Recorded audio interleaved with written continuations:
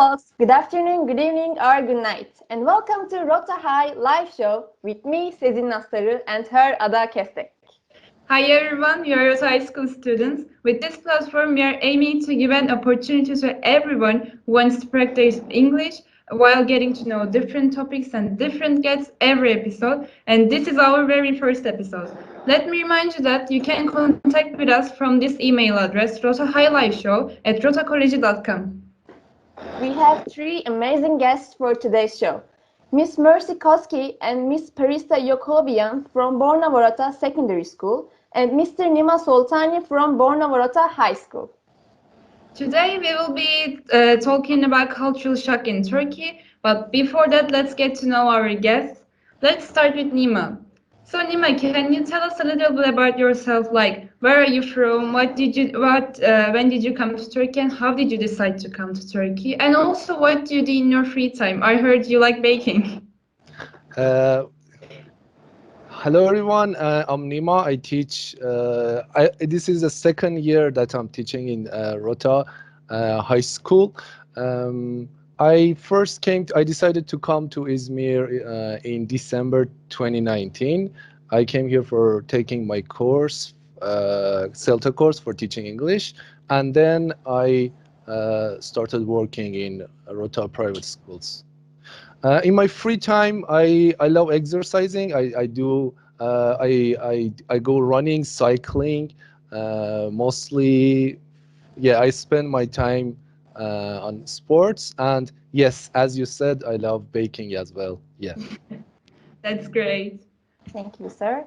And now let's get to know our second guest, Mercy. Hello, Miss. Hi everyone, and my name is Marcy. I am Kenyan actually, and I have been in Turkey since 2015 October. I decided to come here because I wanted to learn a new language. At the same time, I came here for my master's degree in public health. Currently, I am teaching in Gaziemir Secondary School, Gaziemir branch, and I'm loving it there actually. What I do in my free time, I love dancing a lot. And Nice. I try to learn different styles of dances. And after the pandemic, I used to go for bachata classes, but it closed down. So I try to get it all from YouTube, and that's pretty much my life, actually. Do the students know you love dancing? Oh, yes, they do. Nice. Especially the sixth graders. Oh my God, they're really crazy about it. Do you try any Turkish dance, like Turkish culture dance? There is one kind of dance. I think it's like an ego. You put your hands up like this and you move like this. I tried a couple of times and I don't remember the names now, but I have a couple of friends who try to teach me the Turkish dances actually. I'm Nice. with Yeah. practice will be great. Yeah. And our last guest, Parissa. Hello, Miss. Hi. First of all, you have an interesting surname. How do you pronounce it? Actually, it shouldn't be very interesting to you because you have the word Yakub in Turkish, I guess. Oh, yeah. So, my surname is exactly Yoghoobian, means Yakub's family. It's my dad's surname. So, and I'm from Iran, apparently. And yeah, in my free time, I like listening to music, watching the movie, and I love cooking and exercising. That's pretty much what I'm doing during this pandemic time. Do you Mhm. do Turkish dishes in your free time? I only know one that I love very much, and it's kısır. So I love it so Oh, much, and I learned how to make it. That's the only Turkish food that I know. well, that's a pretty good Turkish food. Yeah, I love it. Well, thank you all for your lovely answers. Now let's turn our attention to today's topic, cultural shock in Turkey. Well, since all of you are from foreign countries, I assume all of you have experienced cultural shock. And I guess everybody would like to see different countries and experience their cultures, but choosing to live in a different country and different culture is a tough decision. And what I wonder is, what is the most difficult thing about cultural shock, like missing family or missing friends, the language, the food maybe, or maybe not being able to watch TV in your own language? Uh, okay, so I will start. For me, the food wasn't a huge problem. I was pretty okay with the food. I would say the most difficult part was missing family, being apart from my family, especially during this pandemic time. It's a bit tough. But other than that, I love Turkish cuisine. I love the language, learning a new language. So yeah, I would say that the family part would be the most difficult part. Do you think the Turkish language is hard to learn? Yes, yes, because there are so many rules and there are so many exceptions at the same time. What And about you, Mercy and Uh, Parissa? okay, I'm Are we taking taking notes. turns? I'm a little bit confused. Are Yeah. we taking turns or okay? Yes. Okay, so should I go in or you go ahead, honey? You go ahead, honey. Okay, fine.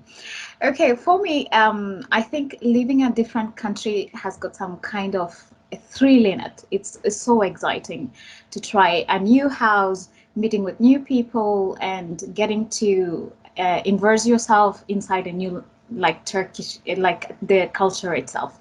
So that's the exciting part of it. Mm-hmm. But I think what I really found so challenging was the language.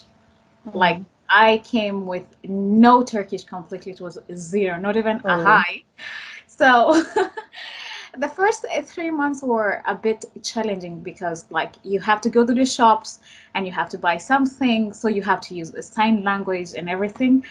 And different cultures have different sign languages. Yeah, yeah, true, yes. So, and there are some, if you use your hands, it means a whole different thing. And I have had problems with that. That Mm-hmm. was like the most hard part of it. And people mistook some of the sign languages. Like, for example, this one means beautiful or good, yes. yes. Yeah. But in my country, this is when someone is pissed off at you and Really? and says, "Just get out of here." So the whole thing of the sign language. So when somebody said, "Oh, your hair is beautiful," they say it in Turkish. They hold the hair like this and they go Huh. like this, and I'm thinking, okay, are they pissed off like my hair because my hair looks like this? So I think language was the biggest challenge for me here. By Mm-hmm. the way, your hair is really looks beautiful. Thank you so Yeah. much. Thanks very Um, much. so I have to go with what Mercy went with. I really had difficulty understanding the language and Mm. communicating with people. Generally, I experienced a very big culture shock because Iran's culture is so similar to Turkish culture, the food and everything. And I love the people, how friendly they are here. So the only problem was the language and especially the sign language that we were always using. And Yeah. it could have had different meanings, That Mm-hmm. that was the only difficulty. I hope you got used to it. Yeah, now we understand the students and the people in the street. Like now Mm-hmm. we understand what they're talking about and what we are talking about. So I really want to ask you that there's a weird thing about Turkish people. Like when they see a tourist or person who doesn't know Turkish, they express themselves in a very funny way, like using too much body language or shouting too much. Yeah. When you ask for directions, they'll be probably like, go, go, go, left and right, or something like that. Have you experienced this or something like that? Okay, I can start. Um, for yeah, like they're so eager in order to communicate in English. They really love practicing in English with foreigners. And the funny part is they mixed Turkish parts, the parts that they don't know in English. They just say in Turkish. It's like mixed English and Turkish. That's Yeah. the challenging and funny part, I think, for local people in Turkey. Mm-hmm. And Mercy, do you have anything to say about that? Oh, yes, I do. That was just the second day I had just come to Turkey.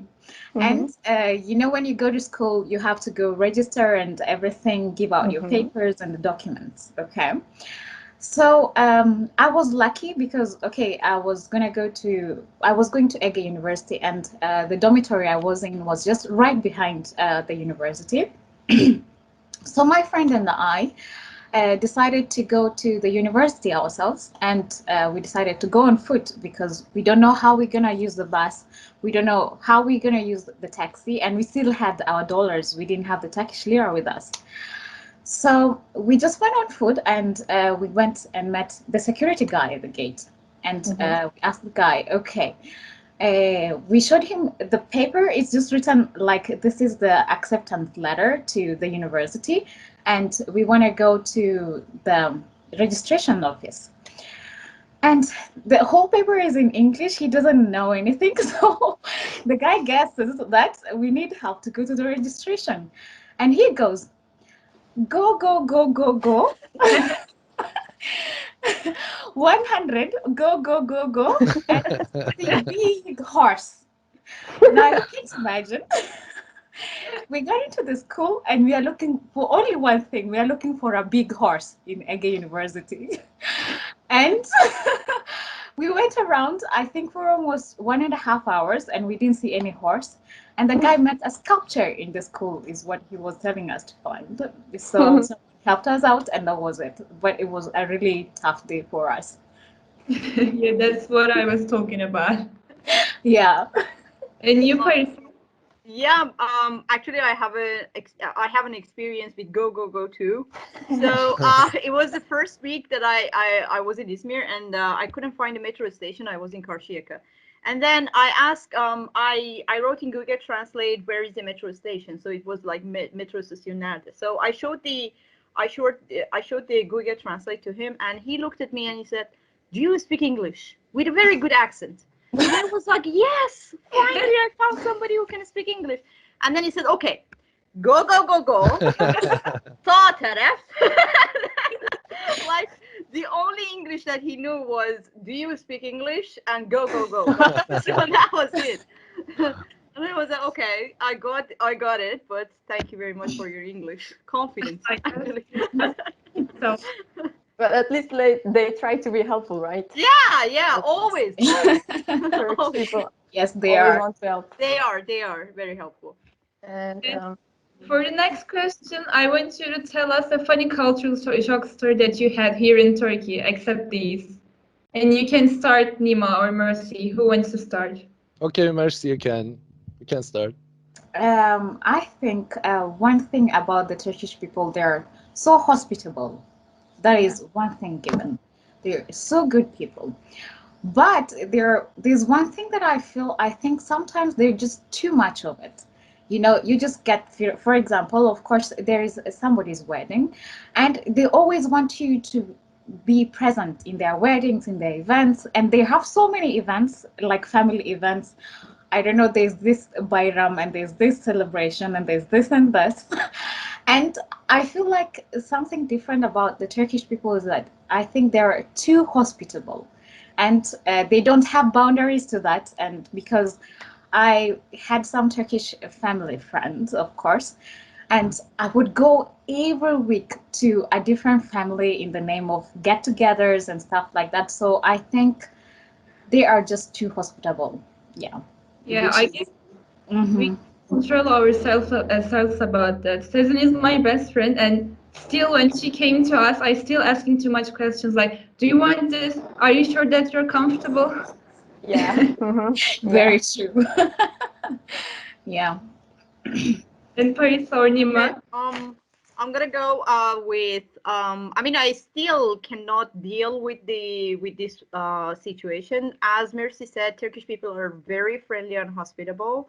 Actually, Iranian people, they are very hospitable as well. But what I couldn't deal with is I think it's very common among Turkish people that kind of like, as I can say, there is no respect for the privacy.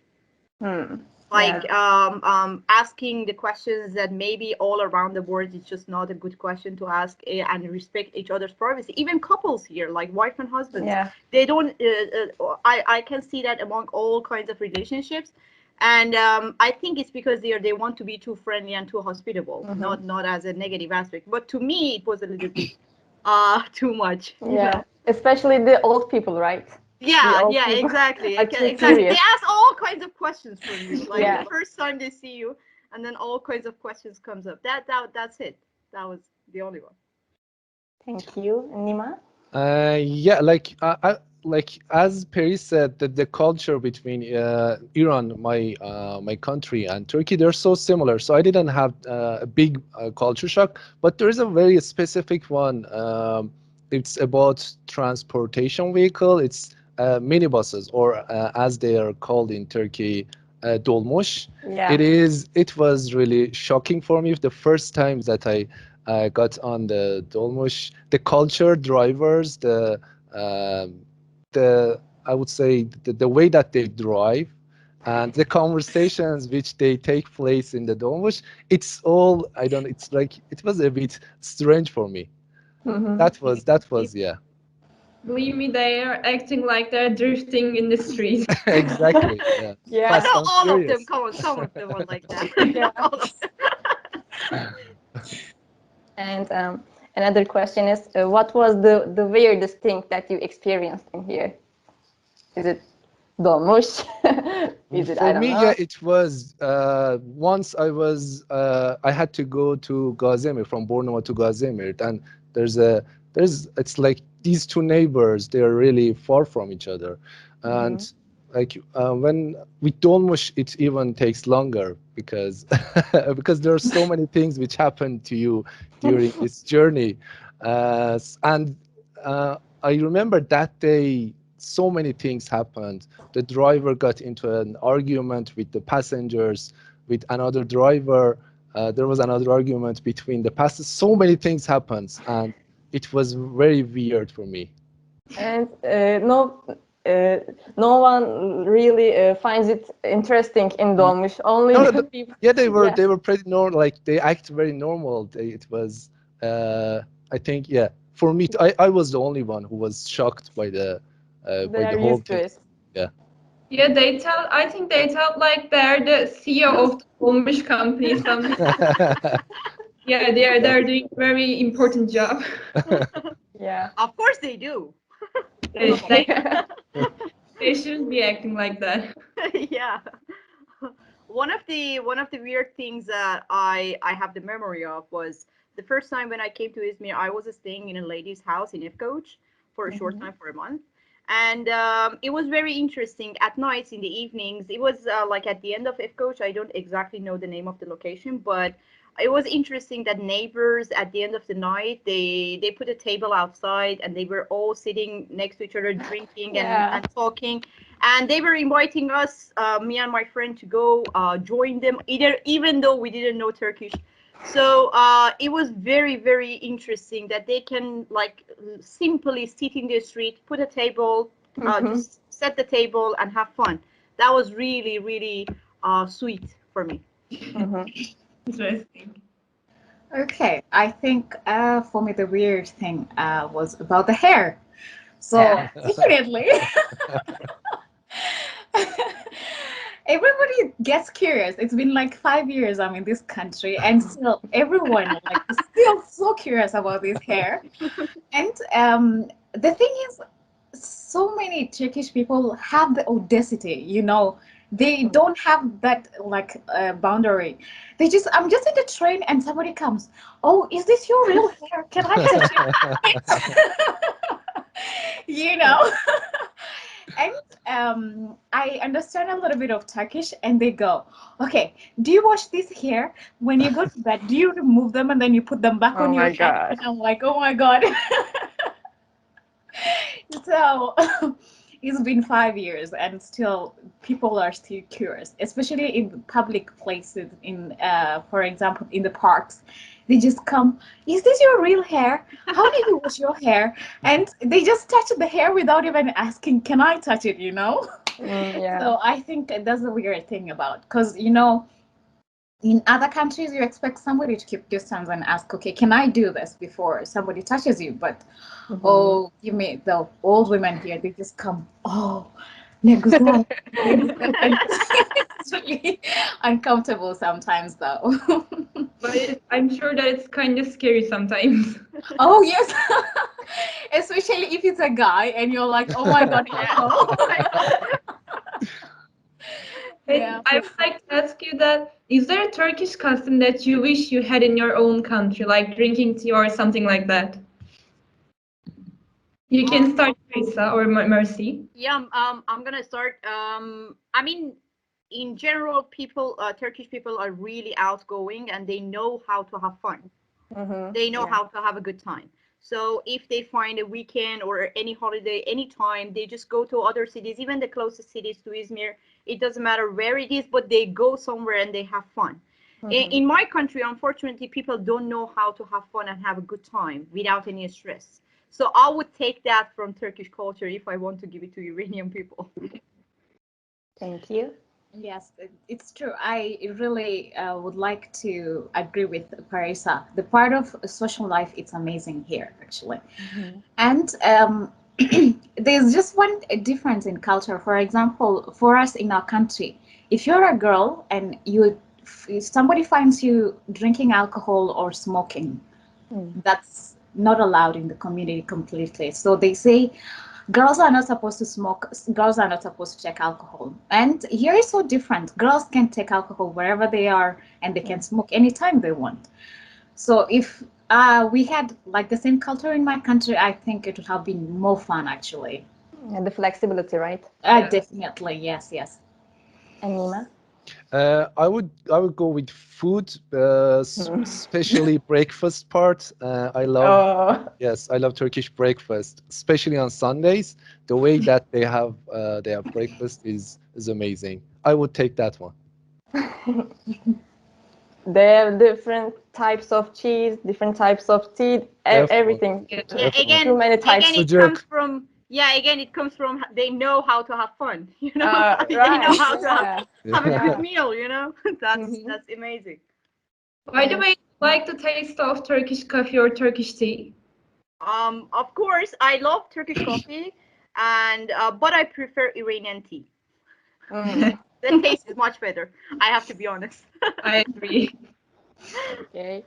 And another question is, do you still have struggles to get used to something in Turkey? And if so, what is it? Should I go?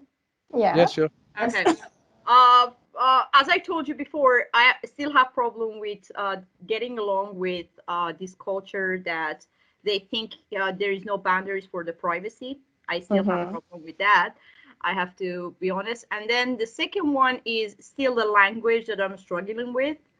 I have to learn the language. I mean, but unfortunately, us foreign English teachers, we don't have much time to study or to be in the community of Turkish people, so we cannot learn that language easily.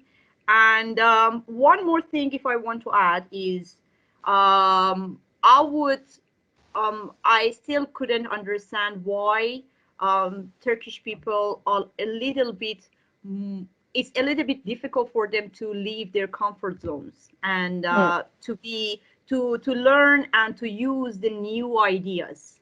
Like Yeah. they prefer to just stay in their comfort zone and continue their ideas, whatever they're doing, even though they think it's wrong and they need improvement, but they don't try for it. Yeah. So I would change that too. That's amazing. For me, how can I say, I get to interact with different Turkish people. So there's one thing I'm really trying to adapt to.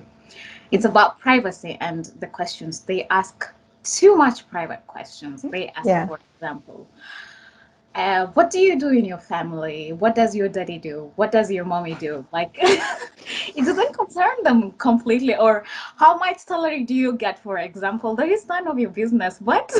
They just put their noses in everything. And you try to be kind and you just have to tell a lie sometimes, because these questions are just too much. And I think that's one thing I'm trying to adapt to. Okay, and the other thing is about the foods.